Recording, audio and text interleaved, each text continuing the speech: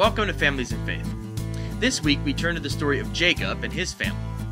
After Jacob stole the birthright and blessing, he fled from Esau because he was afraid for his life. He ends up at his Uncle Laban's house. Just before he leaves, Isaac blesses him again and bestows on him the covenant promise of blessing first given to his grandfather Abraham, that he would have many descendants. Once at Laban's house, Jacob falls in love with his cousin Rachel.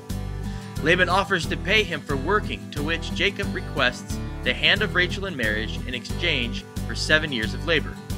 After 7 years, the wedding occurs, but Laban substitutes Rachel's older sister Leah as the bride, along with Zilpha, a maidservant.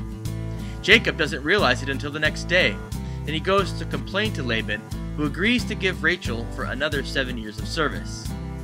Jacob gets to marry Rachel and then work the 7 years.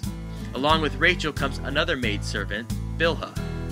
Jacob, of course, loved Rachel the most, but as the years went by, it was Leah and the maidservants who were having the children, while Rachel had none.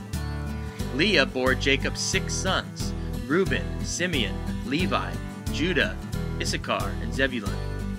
Bilhah bore 2, Dan and Naphtali, and Zilpah 2 more, Gad and Asher. Eventually, Rachel did have 2 sons, Joseph the firstborn, and then Benjamin. Towards the end of Jacob's life, God changes his name to Israel, and his 12 sons will become the 12 tribes of Israel. The story of Jacob's family becomes central to the rest of the Old Testament and even the New Testament.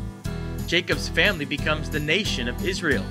Jacob's love of Rachel leads to playing favorites with his boys, through which God's divine plan eventually brings the family to Egypt, where they grow into a nation of people. From Egypt we get Moses, the promised land is conquered, the judges, the kings, the 2 nations, and so forth. It is through these people that the bloodline of David brings the promised Messiah. This is how the story of God in the Bible all comes together.